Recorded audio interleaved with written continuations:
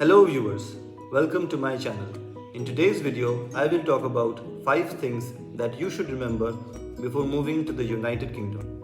I hope this video will help you get more clarity regarding whether your decision of moving to the UK is right for you or not. Again, I cannot decide for you whether you should move to the UK or not. That is your decision, completely your call. My task in this video is just to ask you some questions that you may not have asked yourself.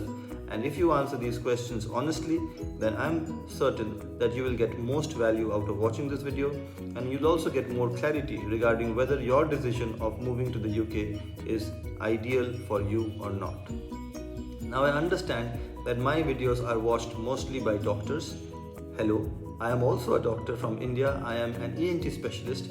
I obtained my MS degree many years ago, and I am now a member of the Royal College of Surgeons of England. So I hope you will like watching this video. If you are someone who is pursuing MBBS and thinking about MRCS, if you have completed MBBS and thinking about MRCS, if you are pursuing post-graduation and thinking about MRCS, or you have completed post-graduation and thinking about MRCS, I hope this video helps all of you. So without further ado, let's start with the first question.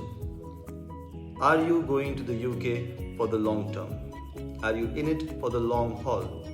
So, there are 3 popular pathways to the United Kingdom. There is the Royal College membership pathway, which is through the MRCP, MRCS exams. There is the PLAB pathway, which is through the PLAB 1, PLAB 2, UK MLA, all these exams. And there is the sponsorship pathway or the medical training initiative. Now, I only know about the Royal College membership pathway because I am a member of the Royal College of Surgeons of England. So I can tell you that the fastest way to complete the Royal College membership pathway is about a year. I have made a detailed video about it. I'll leave a link to it in the description below. So even if you do everything at the proper time, then it takes about a year to finish the entire Royal College membership pathway route to the UK. Then you can start applying for jobs, and how soon you'll get a job after beginning to apply for it, that is something nobody can answer correctly. But the median wait time is about 7 months. Okay, so you spend so much time in order to get a job in the UK and you just want to go there for a few months. That doesn't make sense to me. So if you want to go to work in the UK for a few months, maybe don't choose the Royal College membership pathway. That's just my advice. However, if you want to go to the UK for a few months and you want to have Royal College membership, then don't let me stop you. Who am I? Moving on to the next question. Are you ready for more training? This is particularly relevant for those of my viewers who have either completed training or who are about to complete training. I just want to tell you this, that if you are in a surgical training job, then your post-graduation will not be recognized in the UK. You will be subject to more training in the UK, which I feel is a good thing. So the training pathway, especially in ENT, can be seen somewhere here. This is the training pathway in the UK, where you complete MRCS and then you start at an ST3 post, and then you have 6 years of specialist training or 6 years as a specialist registrar, at the end of which you can take the FRCS exam and become a consultant. So if you have completed 3 years of training as a postgraduate in India, then you probably will have 6 more years of training ahead of you in the UK. Are you ready for more training? If you are, then by all means move to the UK. Okay? The next question that I have for you is, are you ready to take a step down in your career? What do I mean by this? So imagine you have completed post-graduation in India. You have started working as a consultant. You work in a busy hospital. You are responsible for all the big decisions. You call the shots basically. You treat patients based on your knowledge that you learned during post-graduation, and you are responsible for the successes and the failures. Hopefully there are 0 failures. Now you decide to move to the UK. Do you think you will join a consultant post in the UK? You will be hired as a consultant in the UK? No. The first job that you will have in the United Kingdom will not, in all likelihood, be a consultant job.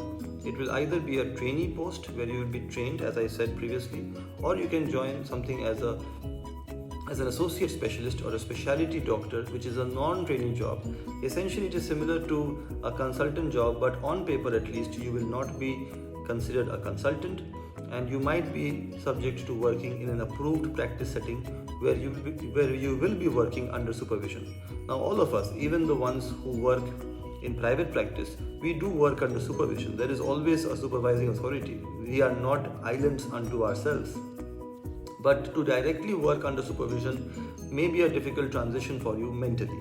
If you are okay with this transition of working as a consultant in the UK and then transitioning to working at a lower post, at least on paper, in the UK, then by all means don't second guess your decision of moving to the United Kingdom. The next question that I have for you is, are you ready to pause your career in your home country? Again, for simplicity's sake, I'll stick to India as an example. So imagine two doctors. Doctor 1 is John. John is 25 years old, and Doctor 2 is Jim. Jim is also 25 years old. John and Jim both have joined the same medical college as postgraduate trainees in general surgery at the age of 25. So at the age of 28, both John and Jim are specialists in general surgery. Now both decide to join as senior residents in the same medical college. So now John is a senior resident in a medical college in general surgery, and Jim is the same. Both are senior residents. Now John decides to take membership of Royal College of Surgeons exam, and at the age of 29, John is now eligible to work as a doctor in the UK. Jim is not, because Jim did not take the MRCS exam. However, both John and Jim, because they have worked as senior residents for 1 year, have now become assistant professors in the same medical college. But John decides to move to the UK at the age of 29. John starts his training pathway in the UK, which is of 6 years duration. At the age of 35, John passes FRCS. John becomes a consultant in the UK. He works in the UK for 1 year, and at the age of 36, John is now a consultant. He had become a consultant at the age of 35. At the age of 36, he is still a consultant in the UK with FRCS degree. Let's check back with Jim. What happened to Jim? Jim is a very serious person. He studies all the time. He is very sincere. So at the age of 29, he had become an assistant professor. At the age of 33, he becomes an associate professor. At the age of 36, Jim has become a professor in the same subject in the same medical college that both John and Jim were working in. Now you might say that this is ideal, but this is just for comparison's sake. In some medical colleges, doctors do get promotions on time. I know it might sound very difficult for you to believe. For some of you, it might sound impossible. But yes, some doctors do get promotion on time. And at the age of 36, just for the sake of this example, Jim has become a professor and John is working as a consultant in the UK with FRCS. Now John decides to come back to India. Okay, he decides to return to India. He calls up his friend Jim. He says, Jim, can I work in the same medical college where I was working as an assistant professor? I now have FRCS. So Jim says, congratulations, John. Yes, by all means, come back. I loved working with you. It will be fun working together again. So John returns to India, applies for a job in the same medical college. What post do you think John would get in all likelihood? John would be hired as an assistant professor. Not as a professor, as his friend Jim, because John did not go through the assistant professor, associate professor. That progression did not happen in his career. His career in India stood still. And when you stand still, you actually move backwards, because your colleagues, your contemporaries have progressed in their career because they stayed in the same country or the same college, and they were able to move through the rungs of the ladder, move up the rungs of the ladder. They were able to become associate professors and then professor. So John is now working as an assistant professor in the same medical college where his friend Jim is working as a professor. If psychologically you can make that transition of keeping your career on hold in India, this was just one example. It can be a different example. Say you move to the UK after your general surgery and your friend Jim has completed MCH in plastic surgery. You come back, you are still a general surgeon, your friend is a plastic surgeon. Or you come back in various capacities. It can be different in different ways. So this is something you have to ask yourself. Are you ready to put your career in your home country on pause? It can be difficult psychologically, so please be honest in your answer. The final question that I have for you is, are you going to the UK for money? If you're going to the UK for money, you may be disappointed. Let's look at it for an example. Okay, I'll share my own story. So the jobs that I have seen for my qualification, which I'm eligible for, they are at the high end. I would assume they would pay about £80,000 in a year.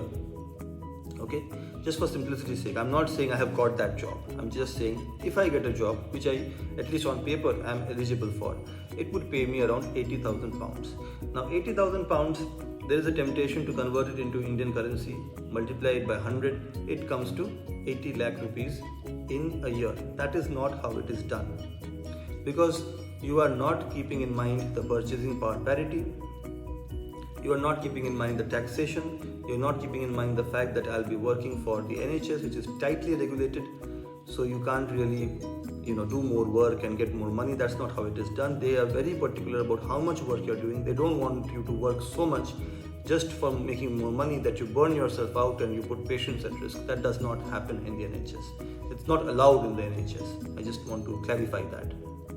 So if I want to work in the NHS for £80,000, thinking it is 80 lakh rupees in a year, then I am in for a surprise, because I should multiply 80,000 by 30, which is about 24 lakhs Indian currency, if my math is right. If my math is wrong, please point out in the comment section below.